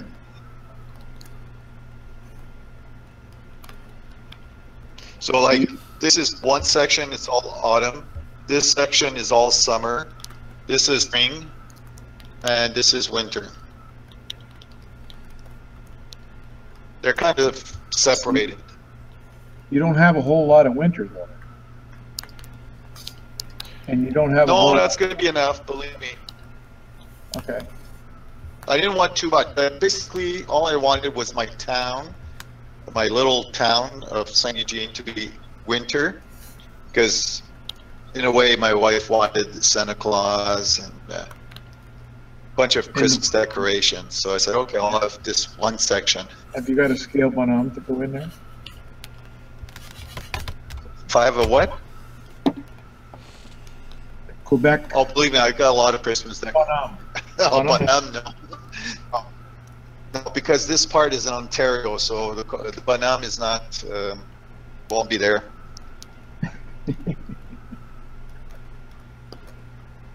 You don't want If to the bonhomme was to be somewhere, huh? You don't want to keep your wife happy. Happy wife, happy life. Oh no, believe me, she's gonna. Oh, believe me, she's gonna be happy because there's gonna be Christmas trees with lights and there's gonna be a bunch of stuff. Well, that's why I went out and got my wife some French fries before I came on this hangout. There you go. She wants some. Whatever works, right? Yep. Went out and got her large fries, and she was happy. I said, "I'm going to be in a hangout." Okay. So is everything okay, Prof? Any other questions? It's all HO, right? Oh yeah, the real size. Oh, Andy's not there to back me up. No, we're doing pretty good right now.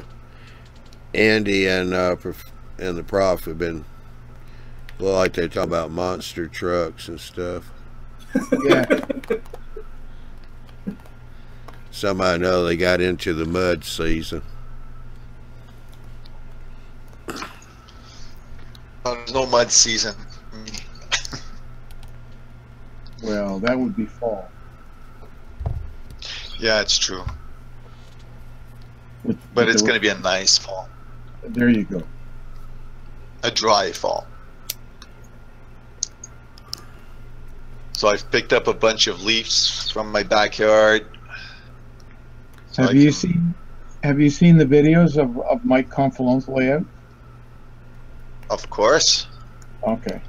That's where all my ideas came from. All right. Because I was going to suggest if you haven't, it fits right into what you're doing. Would you believe I got all his videos, all his... I've got everything from him. That's like me. The only thing I don't have is the op session. No, I don't have the obsession. No, sorry. I could put the op session up where you guys could grab a copy of it. I'm a huge fan of Confalone's work. He's also got 4 ebooks that he put out through Yeah, Hobbyist. I've got those as well. and I got those as well. Yeah, Yeah. they're pretty good too. Got, of course, Trademaster TV's had a few really nice rail fading videos of his, plus of course his weathering stuff, whatever. But his rail fading videos are like 20-ish minutes of following a trade, especially the coal trade. I have a special fondness for through Holman Summit, the new section, the new scenery that he's done that has rock cuts that are 2 foot tall. Yeah. That's just and the heavy snowfall on the ground, which is just I've been. Well, it's not a heavy snowfall. That part is spring, if I'm not wrong, because the snow has already started melting. Yeah, it's the last. It's a dirty snow. Yeah. Yeah. It's what he calls mud season in Maine, Yeah. and it's all April time periods. But the Holman Summit section has it's up on a somewhere high on a mountain, and you're coming down from the top down through the fairly steep grade as you cut through that summit there. And up the side of the hill, he's got these big rock cuts. And these areas where, as the rock cut fades back into the hillside, he's got leaves on the ground. He's got fairly, decent sized areas of that snowfall method he does. So it's not fresh powder. You're absolutely right there. It's that awful, muddy, icy crap that's on the ground. But it looks gorgeous. Yeah, he took 3 different types of snow, I think, or no, that's another video where He does it with I styrofoam. think I showed it. I don't know. No, I remember showing Andy a video where this guy used the woodland scenic snow. He used another type of snow for the ice and another type of snow for ice, the icy part.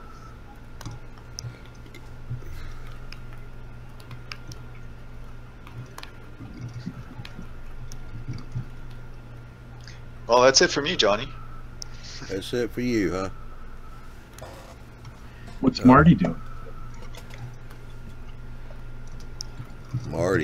He's probably having lunch. He at this time of the day. He just finished. Oh. He's cruising the internet now. Oh.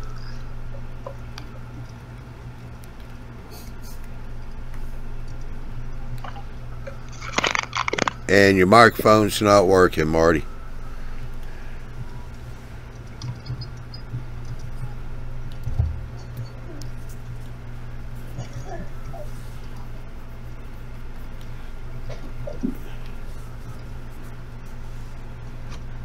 Hope he doesn't have a short between the headsets. Nope, we still ain't got no sound. Might want to check your settings real quick. Sometimes they get changed when you come in a new page. That's the truth. Uh-oh, here we go. Got the poster board out and the black magic marker. That's because his headset is upside down. Of course, he's writing with a fine tip pencil, so we're not going to see it on camera. Yeah.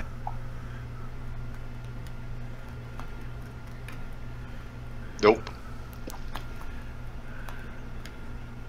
I can't make it all out. Anybody else see that better than I can? Yeah, I just on the mic cable.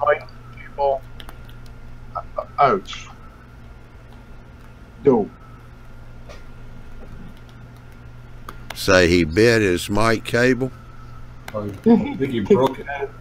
Pulled it out of the socket when he hit it with his foot.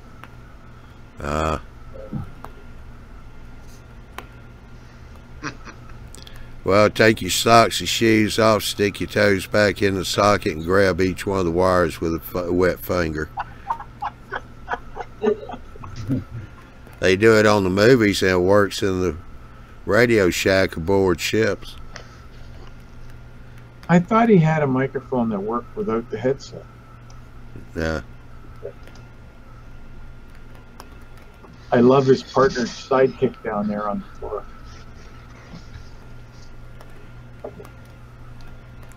Well, I tell you what, Marty, we'll give you time to repair that up, get your soldering iron out, because we're about to close the show out anyway. Everybody can migrate over to the other page, YouTube Model Builders page.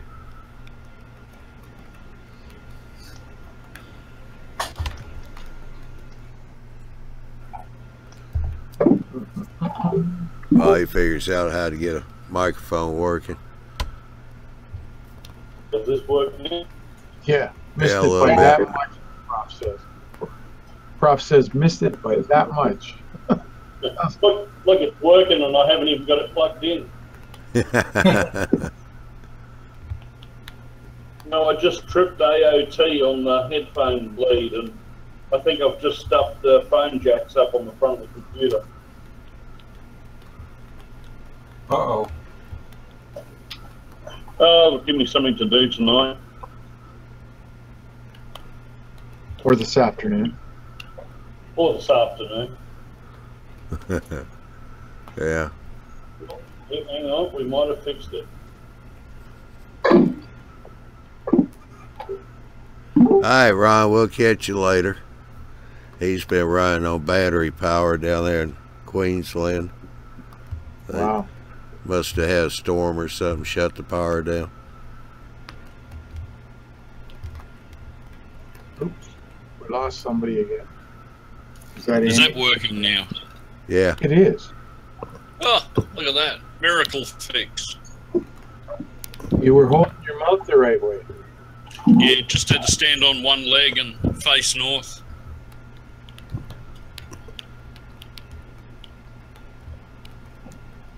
So I got my Copic airbrush. Oh, yes. Here, let me get you full. And I've been spraying things.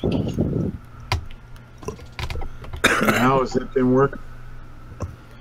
Not too bad. That's actually quite good for vehicles because it does leave a little bit of a gloss sheen to it. But I tried to rust up this Volvo's bonnet the other day. Yeah. Or last night. And it's good for doing that. But it's nice and simple. You basically just take the pen, click it straight in, and the air blows across the nib, so there's no cleaning or anything to do. Oh, that's So that this- those markers. Coptic Yeah. marker. So Copic This is- markers. alcohol-based colors. Yep. So Interesting. good if you're doing, you know, if you're doing wooden buildings or if you're doing paper or cardstock. Just, no, Yeah, yeah, for sure. it's not going to replace paint, but. And then to change it, you just pull the pen out, Put another one. grab another one, shove it straight in. Now you're spraying a different color, no cleanup. So now the pen has a fat and a thin nib, right? Yeah, And which you got one can you use both of them in the airbrush, or is it just the fat one in the airbrush? just the fat one in the airbrush. Okay. Cool. We're gonna want a written report on this. You know that for the magazine. You're gonna And write an the- article on. You're gonna write an article for the e-magazine on this product, Oh, I suppose so. along with the other articles you're doing. Yeah, I know.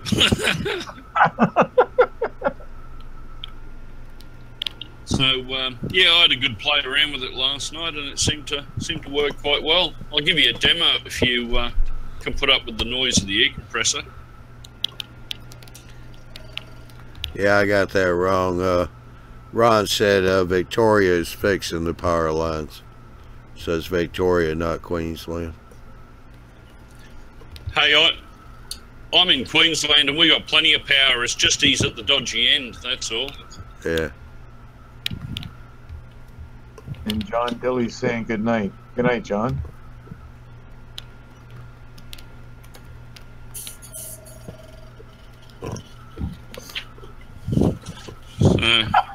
Prof says the Watch ball- me spray my t-shirt. Oh wow. Prof says the Volvo should rust automatically though. The Ovlov. That's what we call them here because they're upside down. But there you go. That's pretty good. Change the colour.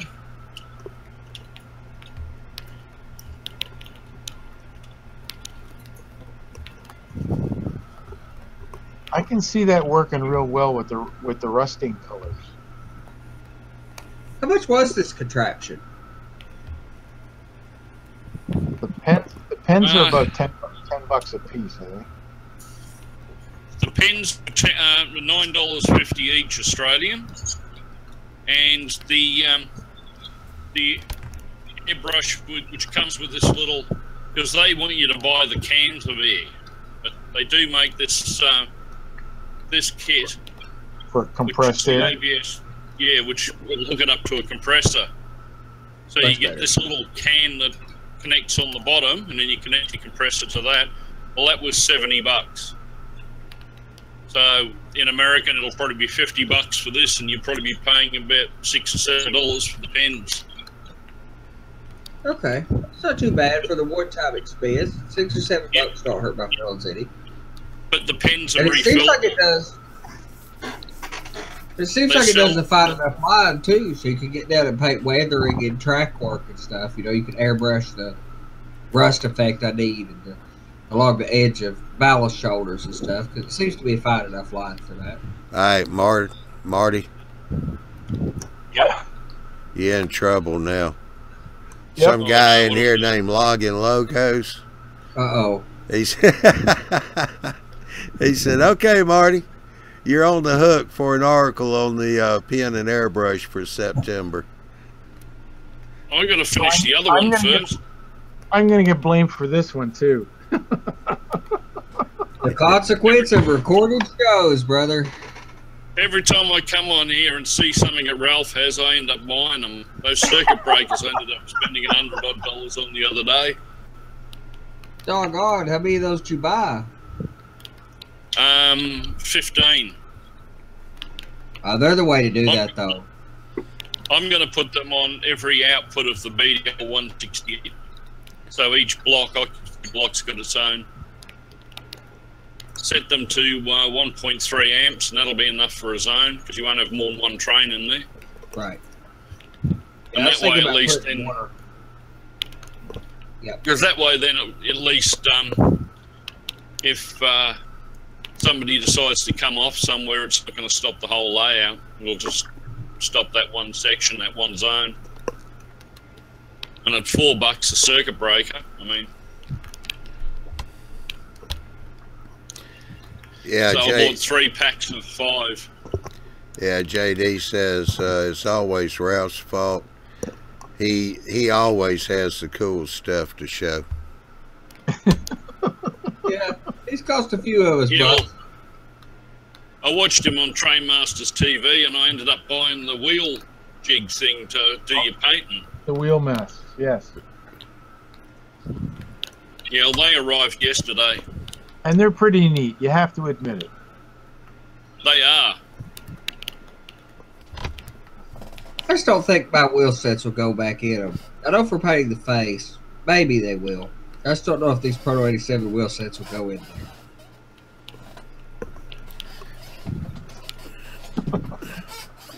I thought you was just going to stand there with an airbrush, Andy, and let the train run by with it running. Well, that's one way to weather it all, I guess. There was a YouTube video I watched the other day. One guy and his buddy, one on either side of the train. They must have had about a 40-car train, and as it was going by, they were spraying it to weather it. Give me a break here. Alrighty, well, we done run over the 2-hour mark, so I think we'll wrap this one on up.